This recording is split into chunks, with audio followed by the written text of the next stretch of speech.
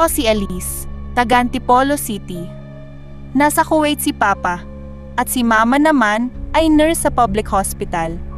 Kaya madalas talaga akong mag-isa sa bahay.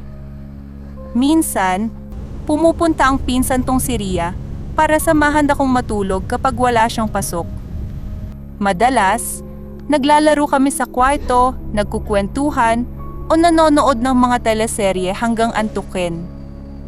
Pero kahit may kasama ako, may mga gabing ramdam ko ang kakaibang lamig sa paligid.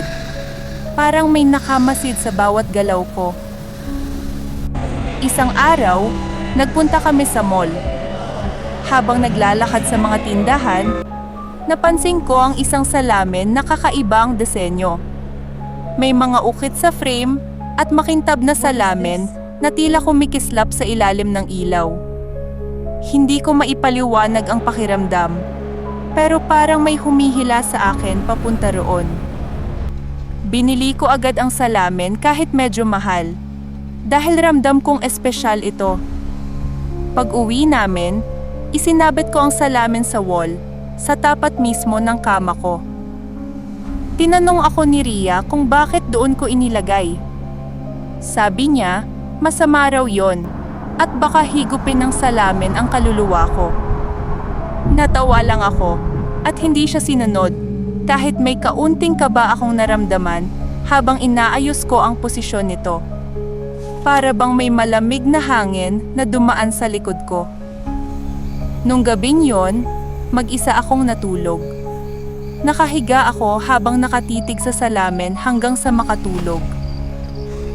Nanaginip ako na biglang dumilim ang buong kwarto. Mula sa salamin, may babaeng nakaitim na lumabas.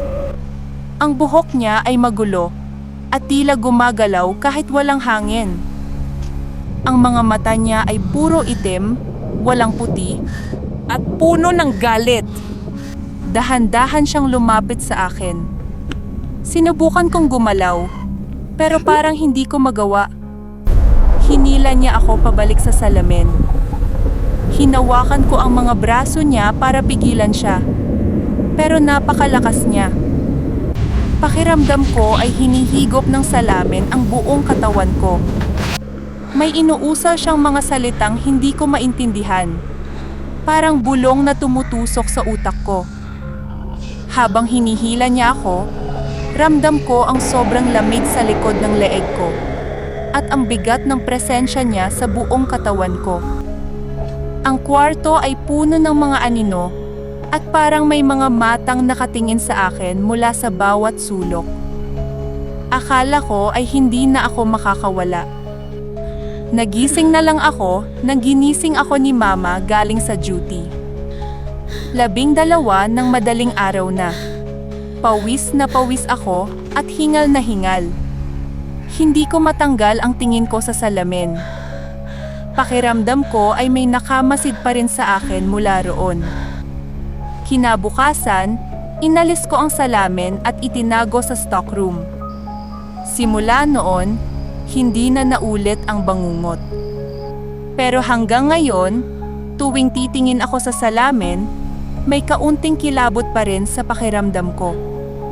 Para bang may naghihintay pa rin sa loob nito, handang hilahin ako pabalik sa dilim.